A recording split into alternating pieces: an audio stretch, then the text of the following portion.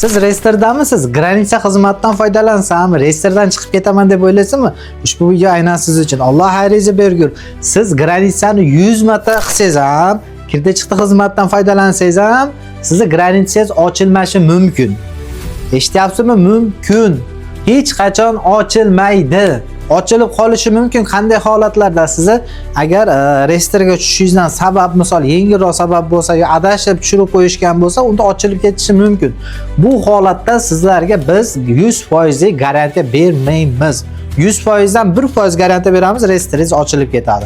Nima kerak bor odamlarni aldab, pulini olib, reyestring ochiladi deb granitsaga jo'natishdi. To'g'ri, biz ham granitsaga jo'natamiz. To'g'ri, bizni samolyotda jo'natamiz, mashinada emas, mashinadan arzon narxda samolyotda jo'natamiz. Bir kunda foydalansa bo'ladi, lekin bu degani xalqni aldash kerak degani emas-ku, ochiq oydinini aytish kerak.